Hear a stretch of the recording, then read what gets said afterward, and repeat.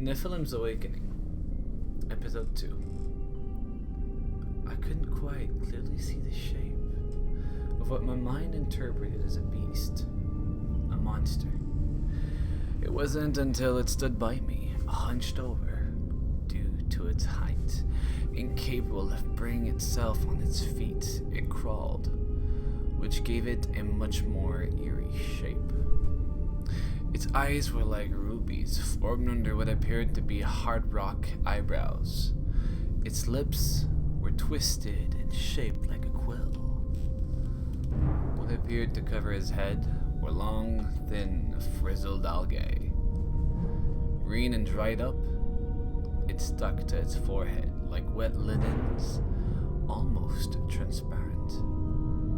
Its arms were too small for its size, about a perfect length to crawl, as if it's been crawling its entire life, shaping itself to the environment of the mines. Its body was like a polished rock, sharpened on the edges, yet almost acted as a mirror to reflect the light, allowing for a sparkling effect to bring a more ghost-like appearance. Hide! Hide right now! I will keep it away! Frozen, I could not understand the situation. The rush of the moment was bringing a numbness to my mind.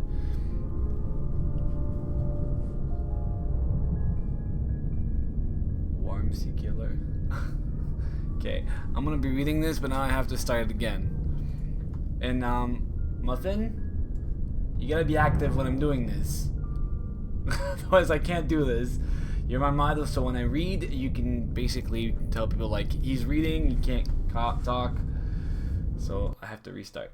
I want this to be the last time, so, Muffin, you do your job as a mod! What's up? Alright.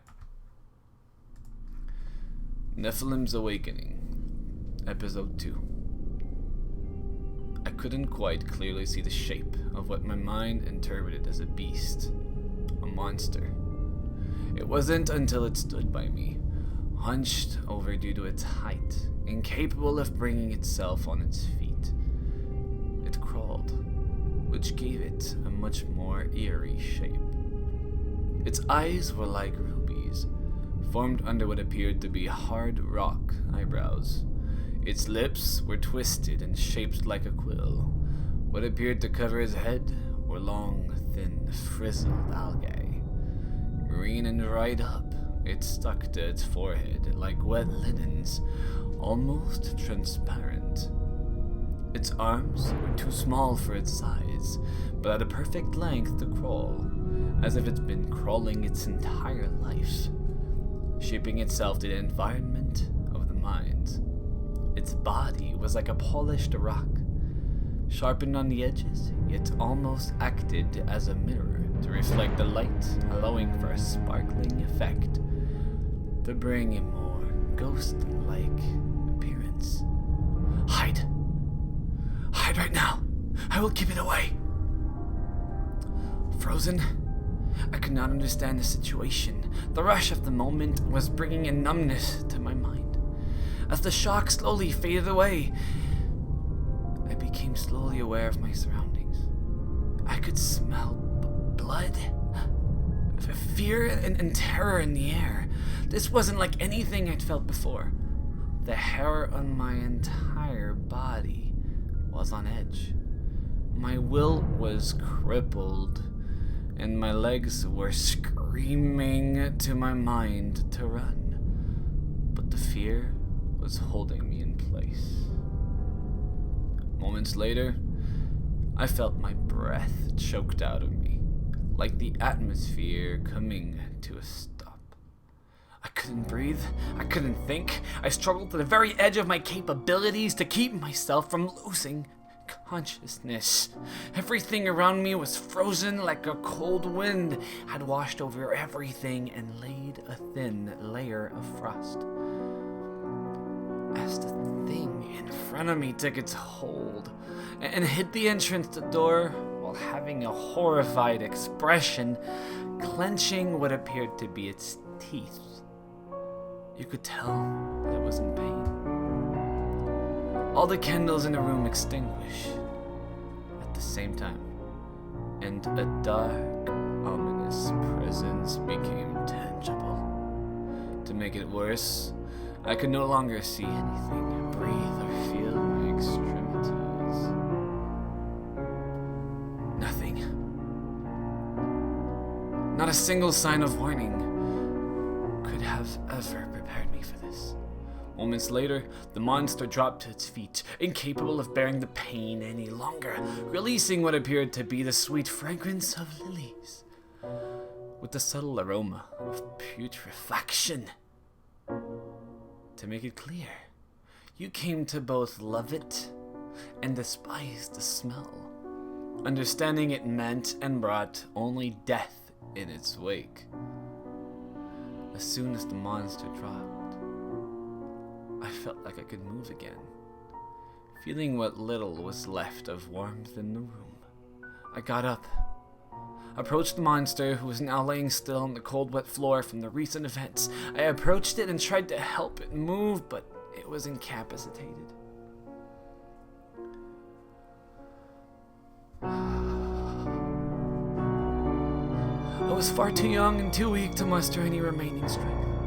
I wished that I was older on many occasions, but it was never to help others, only out of a selfish desire to escape this ruin in the land. My life had been destroyed by a fire that invaded everything I loved. But looking at this beast, laying still in front of me, who sacrificed its hideous life, while realizing how much worse I could have gotten off, I decided to help.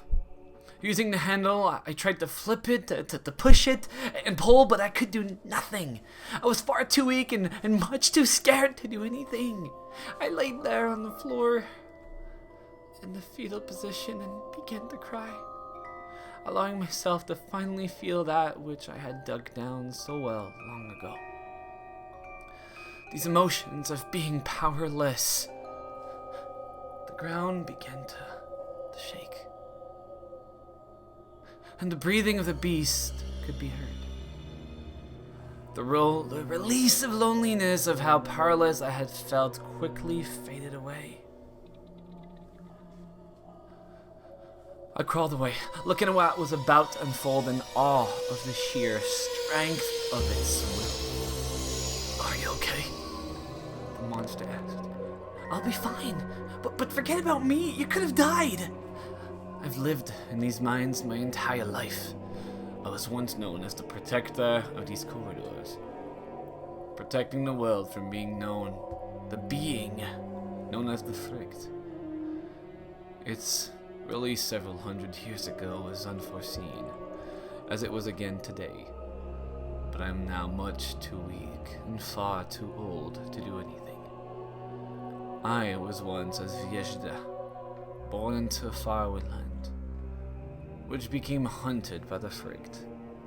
I brought it to this cave and used the lives of my remaining comrades to seal it away inside a crystal known as a bloom knob. Its purpose was to keep it alive as it devours death and releases the spirits, which feeds the soil.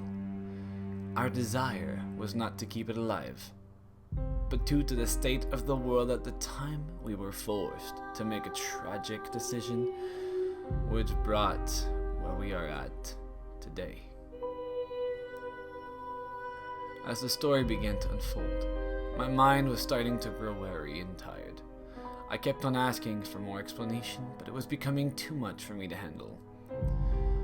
Soon afterwards, I fell asleep, incapable of continuing any longer. "Hurry. We've been here far too long. The curses of our inventor will begin to affect us, and we will end up being devoured by the Frict," said the beast.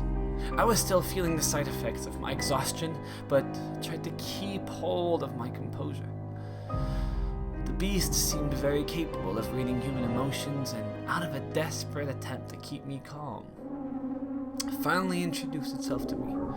"By the way, I may be a mythological beast of the Forgotten Realms, but nonetheless, I have the name. Your may call me RE.2.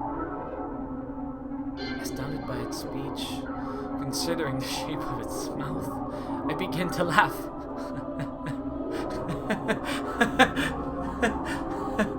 A very gentle chuckle filled with relief. A momentary outbreak of laughter echoed through the hall, reminding me of how the mines were now filled with the spirits of the undead. Whatever remained of what was then is now lost.